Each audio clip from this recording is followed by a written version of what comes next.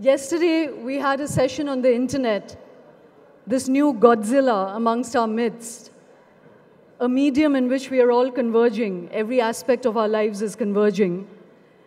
Yesterday, we spoke of the political aspect of it, its power, and how we can control it. Today, we have the world's most respected sociologist of the internet, somebody who began to think about it in 1984, when I could wager that almost nobody in this room either had access to the internet or even knew it existed. Back then, Sherry Turkle had already written a book called The Second Life in 1984. Since then, she's written several books. She has been thinking deeply, not about the politics of the use of the internet, but of its sociological and psychological impacts on us across generations, we as parents, as grandparents, and as children. What is this medium turning us into? Who are we becoming? How is it mutating the human race? Please welcome Sherry Turkle.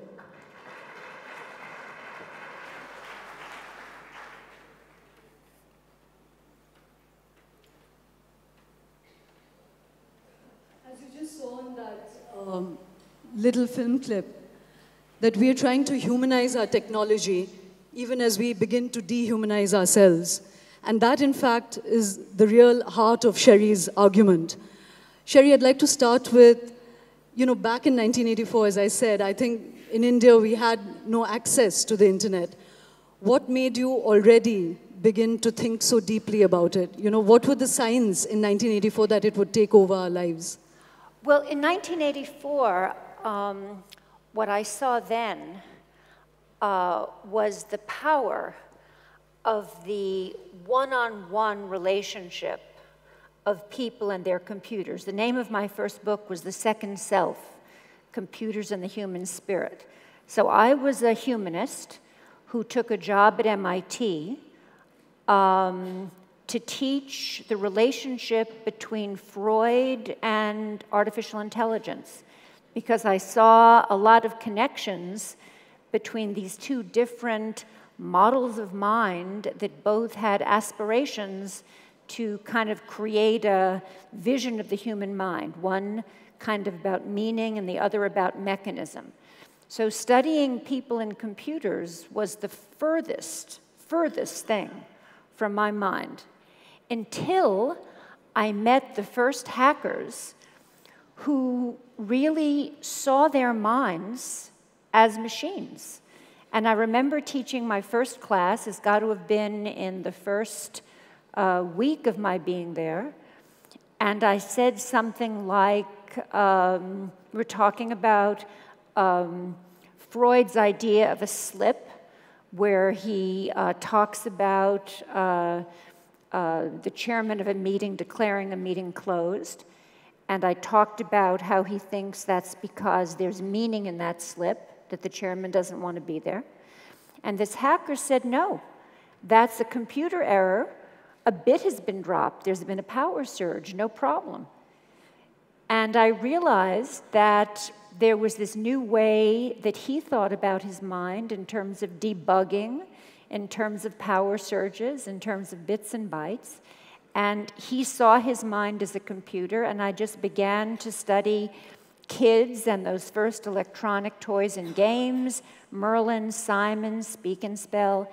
And I was lucky, because I was in the right place at the right time, to see the intensity, the eroticism, the passion that we form with this new technology. And then I just kind of studied it out from there. So in those early years, Sherry, I was reading somewhere that you were extremely celebratory about it. Yes. You were exhilarated by it and yes. what it was doing to our psychology yes. and our potencies. Recently, your vision has got a bit darker. You're yes. more worried now. What's transpired? What has got you so worried? Yes. Well, in those early days, so I began in the late 70s, early 80s, and I studied first the one-on-one of us and those early personal computers, and I saw how it changed our identity. And then in a book in 1995, I took it from the one-on-one and I went to how the internet was changing our identities. I studied the early communities on the internet where people took on avatars, played other than themselves. And I celebrated this as a place where people could experiment with identity. And as a psychologist, I thought this was incredibly fascinating because it was a place where I saw people, I'm an ethnographer and a clinician, and I saw that people could experience playing with identity and really using what they learned online to live better lives in the real. And I celebrated that. But then the situation turned darker. That was in '95. And the situation turned darker, and I'm an honest researcher, because the book came out in '95, Life on the Screen, and I saw two things in '95, '96 that I hadn't seen before. First, mobility. That when I talked about this flourishing of identity, my model was that you sat in front of a computer, you experimented with identity, and then you got up and you brought that experimentation into the rest of your life.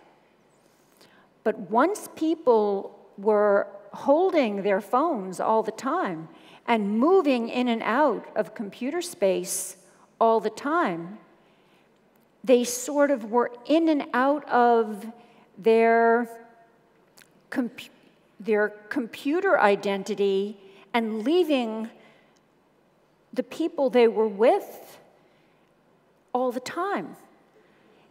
And I began to develop this notion of alone together, where we were never completely present to our reality, to our real reality. And I began to develop that.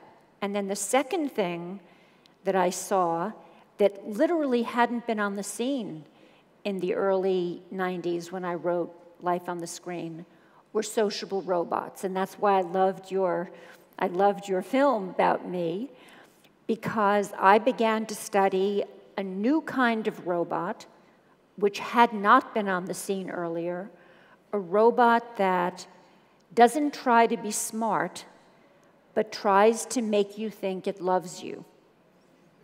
And it looks you in the eye, it gestures in your direction, it knows your name, it doesn't really have anybody home, but by doing these very simple things, it presses your Darwinian buttons, and it makes you feel that there's somebody home. And it's the way we're built, that as soon as these Darwinian buttons are pressed, we feel that it cares for us, and if it asks us to nurture it, we love what we nurture. We nurture what we love, but we love what we nurture.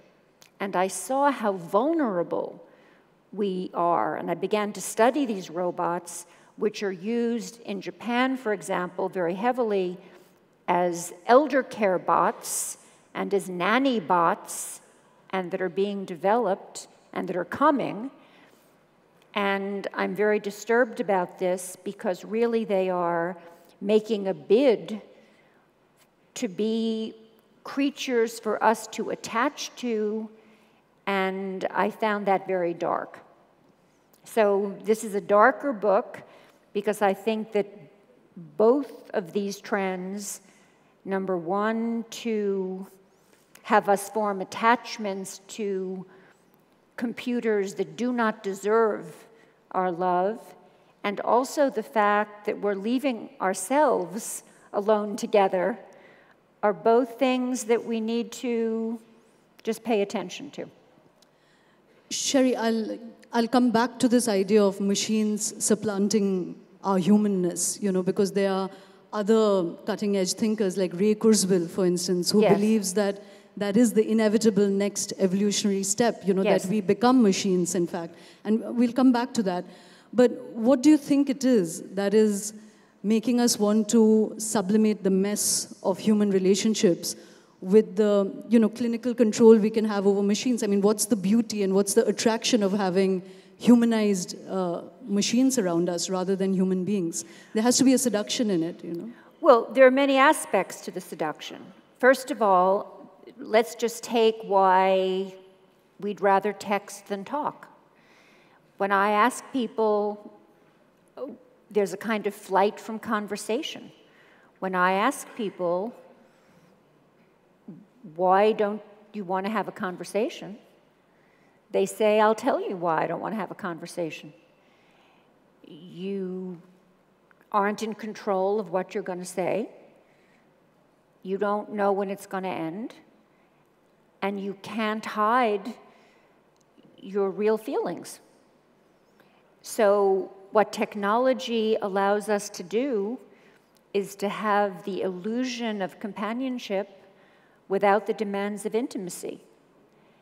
Now, if you're lonely but afraid of intimacy, as so many people are, that's not like only a few people are. That's a lot of people are. That's very heady stuff. So that's a very seductive thing, to be able to text, not talk. To be able to control how much emotion. To be able to control. Control is the essence of why it is so seductive to be able to mediate our relationships through machines. We can control how much we show. We can sort of hide in plain sight. I interview a 50-year-old businessman who says he doesn't have relationships at work. He really doesn't have colleagues anymore. He says, he just does everything, through email. People are too busy. And then he says, I'm lying. I'm the one who doesn't want to talk to people. I'd rather just do everything on my BlackBerry because I can control what people see. But Sherry, I have to say I'm not a very technology-friendly person, Anytime any technological object comes into my hand, it malfunctions, Yeah. But just to play devil's advocate, why is it a bad thing? It's not that the human world or the world of the flesh is an entirely benign place. There are very lonely people. There are imperfect relationships. If you're living out a different life on the net, human race has been changed by different inventions. Why is this necessarily a bad thing? Well, I think we have to figure out. Ray Kurzweil is a close friend, and he and I have to get him for us next time. He and I make for an interesting dynamic duo, and he and I have had this conversation for 20 years. I mean, you have to figure out. From my point of view, I watch mothers in playgrounds who are not looking at their children as they are immersed in what's on their phones. I watch people at funerals who are texting. And I ask them, why are you texting? And they're very honest. They say it's boring. And, funerals, I think it's a good example for your question because, funerals are boring. And the question is, why do we want to go to funerals and pay attention to the boring bits? And I think it's because it says something about being in a human community. And that we want to show our children that we're in a human community and we pay attention to the boring bits because that's a value. We're in our bodies, and part of our legacy is that we care about conversation and not just connection. So one of the things that I think is happening, to answer your question, is that there is a movement from conversation to connection. And if we don't watch it, we will forget the difference between conversation and mere connection, and we'll forget that there's a difference, and we'll forget what we're losing. And one of the things that we're losing is the sense of human attachment, the kinds of attachment and multi-layers that you lose when you have bodies in the room. I live in Boston. You brought me a long way, to actually meet and through a hurricane. and through hurricanes and flying all around. And I came a long way to actually meet. I've met some extraordinary people here. I've only been here a couple of days, and it's been precious. So the question is, what is the value of that? You know the value of that.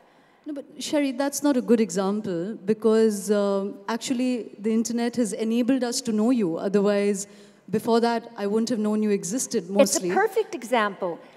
The value of the internet is that you got to know me on a certain level. And now having me here, you're going to get to know me on another level. And so I absolutely refuse to be classed. I love the internet. I sleep with my iPhone. Before... That's a good ménage à trois. Before I have a daughter who I adore, before I give a talk, or, she knows when I'm doing something important, this is important to me. She texts me her special little good luck, Mom, you'll rock text. She did it this morning. She got up in an unearthly hour, to make sure she was synced with India. I mean, that's what the internet is great for. It's good for, and I think it's so important not to classify somebody like me who uses the internet. And I'm assuming, this can be beamed, or I don't know what you're doing. I mean, the internet is fantastic.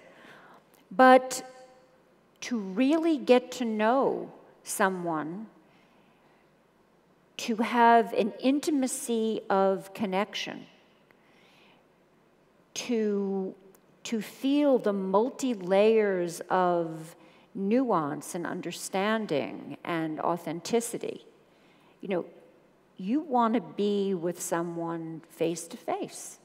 You want to have a conversation face-to-face. Now, that doesn't mean that if we become friends, we don't want to be writing each other emails and texting and continuing and fantastic. But I think that when I see, and this is what I do for my day job, is going into families and watching parents having breakfast and dinner and texting while their children are complaining that they don't have their parents' full attention.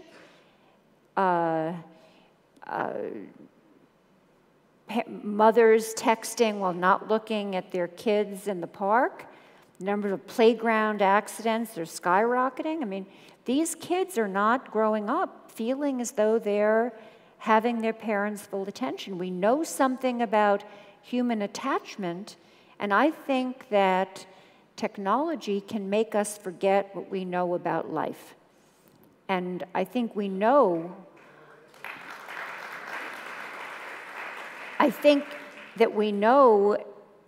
and let me just say again, because I think it's so important, sort of, if you remember one thing from my visit here, is that I think it is so important not to classify someone like me as a Luddite, a technology hater, somebody who wants to dismiss technology. I think we have time to make this technology something that enhances our human values, which means we have to say, what are our human values? What makes for good relationships among people? And then build the technology in ways that enhance that. Keep your phone, but maybe not during meals. Not in the kitchen, not my rules, not in the kitchen, not in the dining room, not in the car. No, in fact, Sherry, you've put that really well, because the key part of human relationships, in fact, is the mess of it, and as you said, the boring bits, that's what makes us human, the duty that we owe each other, and to forget that duty is to stop being human, So I agree with you on that, but what about the new generation, Sherry? You and I still, I think I'm the last generation that still has a foot in the rural world and the urban world, a world where one still had lanterns and, all of that. But there's a new generation that is growing up with this language, And one very interesting thing that you've said is that a lot of youngsters today feel that all the multiple identities that they play with on the net is kind of sits easy and in conjunction with their real selves. And in fact, their real self is just one more surface identity. It's not a unified being. Their online identities are as real. So what's happening with the new generation? Well, a lot of things are happening with the new generation, but let me tell you a piece of hope. One of the things that I see happening is that I think that where I see hope with the new generation is that I think that, in a funny way, people who came to it late behave like, I like to say, behave like young lovers who were smitten and who were afraid that too much talking will spoil the romance. So it's like, as though we're going to have to give up our phones if we're critical of our phones, But I think that people who came to it and who take it for granted, in some ways are in a better position.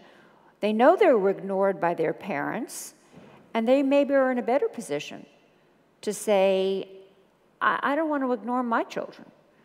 They maybe are in a better position to say, I'm more willing to have an internet sort of a little internet Sabbath here Sunday morning. Because we're not talking about giving it up. We're just talking about putting some parentheses around it when it makes sense. And one story I'd like to tell that I found very moving is that one of the low points in my research for me emotionally was giving one of the robots that was shown in the film was a robot baby seal. And I gave this robot in my research to an elderly woman who bonded to it and who began to tell it about the loss of her child. And she's talking to this robot about the loss of this child, and this robot knows from nothing.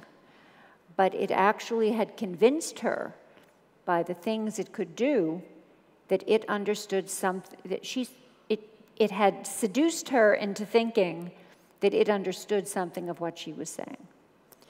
And everybody is saying, isn't this amazing? And I'm thinking, this is not amazing. This is so upsetting. This robot knows nothing of the arc of a human life. It doesn't know what its son is. It doesn't know what death is. It doesn't know what grief is. For me, it was a low point. And very shortly after that, I was interviewing a bunch of 8-year-olds about robots and giving robots to the elderly. And this 8-year-old boy said to me, who really knew a lot about robots. He built robots. He had this robot. He said, don't they have people for those jobs? And I thought to myself, if you're completely comfortable, as opposed to all these, medical directors in the nursing home who are like, oh my God, a robot who can, fake out an 85-year-old, this is fantastic. Here's an 8-year-old who knows how to build a robot, who knows that the robot knows from nothing because he knows how to build it, He says, don't they have people for this job? You know, kind of, I don't want to give my grandmother this. This is not appropriate.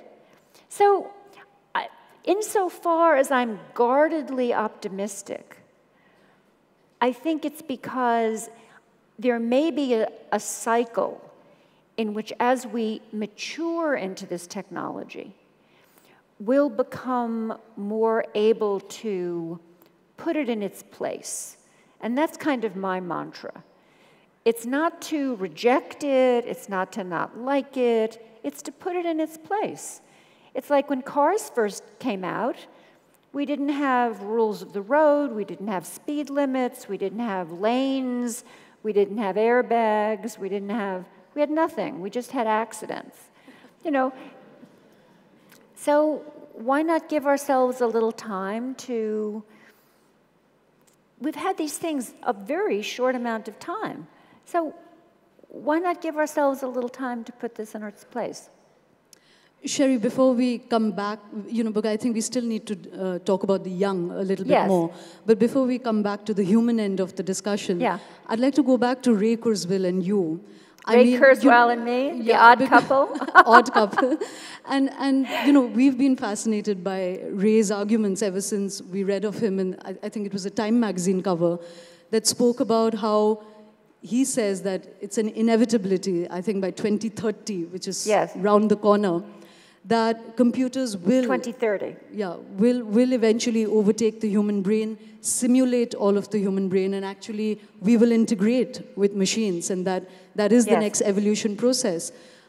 You know, let's assume he was here. How would he convince you on that? You know, he wouldn't convince me. Okay, he would argue with you. Will you tell us about his arguments? And Ray first convince us and then make us disbelieve. So first you want me to play Ray Kurzweil? Yes. Oh, I love this. This is good. Multiple identities, you know. Right. Well, Ray Kurzweil, who is really, I mean, he's the real deal. I mean, one wonderful thing about Ray Kurzweil, you know, when he has the right, he has earned the right to his opinions with which I disagree, because he is the real deal in terms of scientific accomplishment. So it's not just kind of, you know, somebody who... It's not just a crack. Well, you know, he's a truly distinguished scientist. He's a truly distinguished scientist. There's hardly anything in any piece of electronics that matters, in any piece of digital electronics that matters, that Ray Kurzweil didn't invent. Sherry, your praise is sounding like the sharpening of the knife. Yes, before you go I'm for sure. The kill. No. I mean, you know, because I think that matters. I think that matters, because there are plenty of people who are who say all kinds of things who don't earn the right to say it. So I think that's very important about Ray Kurzweil, and I think that's why his ideas coming from somebody else, I don't think would make the cover of Time magazine, quite frankly. Because then he goes on to say something that really sounds out of the Christian tradition, like the rapture, which is that in 2030, and he gets to this date in a very specific way by charts, and I mean, let me tell you, 2030, when it comes, and if we're all around, I'm having dinner with Ray Kurzweil on January. On 2030. We have a date on 2030. We will reach a point that he calls the singularity, and the singularity is a moment when the intelligence of artificial creatures, and he calls them creatures because he does believe that by that point they are creatures, reaches a level where there's a kind of inflection point where the linear no longer obtains, and they take off to a point where they're kind of in a different dimension. And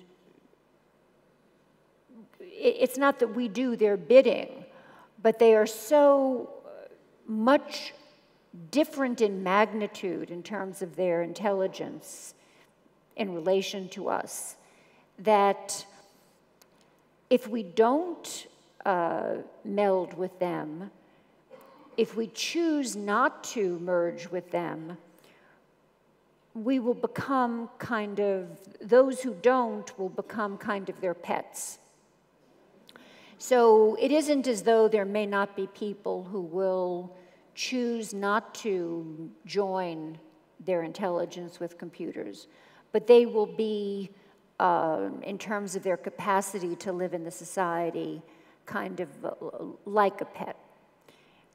And that is, and that is just because, literally, because of the level of intelligence and capacity of the new creatures that will be here on the planet. And that moment is the singularity. And he uses this quasi-religious metaphor on purpose because it is kind of a new, it is more like a religion than a, it has that kind of religious tone to it because it's both a scientific moment and a moment when you really have to change your sense of human identity and give up your sort of, your attachment to human identity and be willing to become something else. Be willing to become, he calls it species chauvinism, if you really are attached to any sense of human identity. Sherry, you've done a great job of articulating someone's views that you so heartily disagree with, So now tell us, that now that we've understood what he says, why do you believe that humanity will continue to assert itself against the advent of technology? Well, I think that there's no,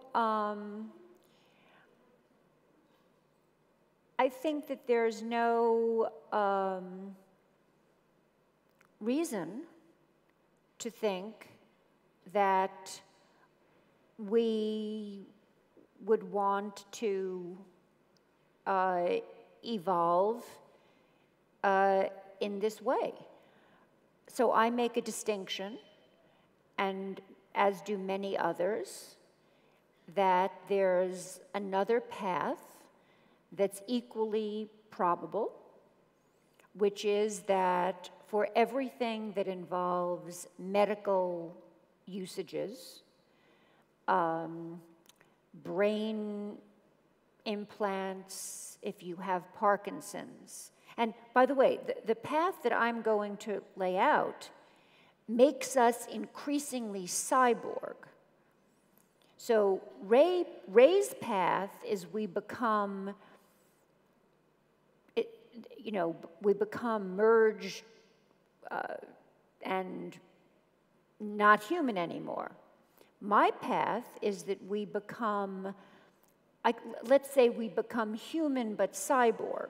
And by cyborg, I mean that we begin to take on more and more machine parts within ourselves as that becomes something that in many ways, for medical reasons, we start to feel it helps us and suits us, largely for medical reasons or for reasons that serve our human values. And the first ones, and most of those will be for medical reasons. So people with Parkinson's, it'll be the whole range of medical reasons. Already people are walking around with I don't even know what you got, but I got some stuff, Tell us. Nobody, if we took a survey of the first 3 rows and people just called out what they have, we would find, a lot of bits of machine, a lot of bits and pieces, that we already have. Well, those bits and pieces will become. I have a metal bit in my tooth. You've got stuff in your tooth, I got stuff too, So, but those pieces will become increasingly intelligent. We surely will have little robots that, for example, will be injected that will clean up the early signs of arteriosclerosis in our blood vessels, that will be smart, that will remove plaque. Who wouldn't want that? Those things are in development. So that's artificial intelligence in our bodies. Now, will that make us robots? No. In my mind, enhances our that human- will make us artificially, intelligently enhanced people. And some people would say that makes us cyborg, and I'm completely comfortable with that.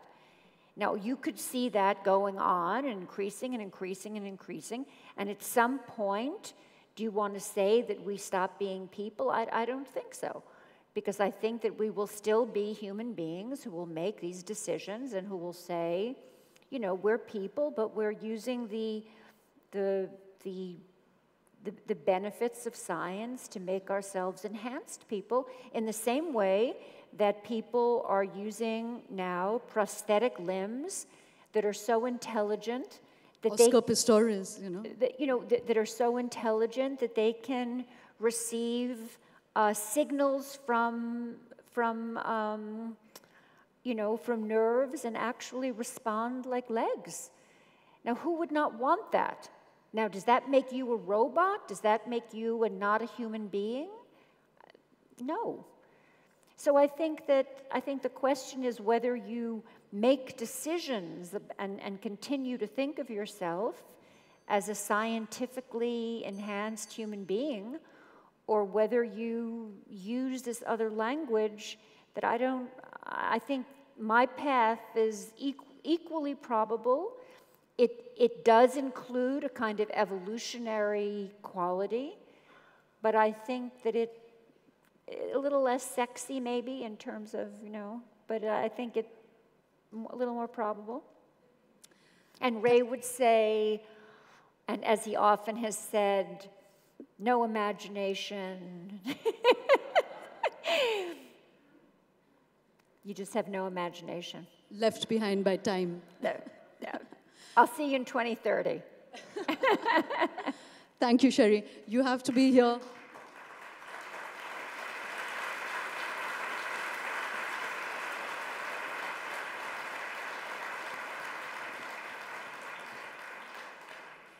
After your January 1st meeting with him, 7 January, you have to be in India. I'll be back to Delhi. I'll tell you how it works out.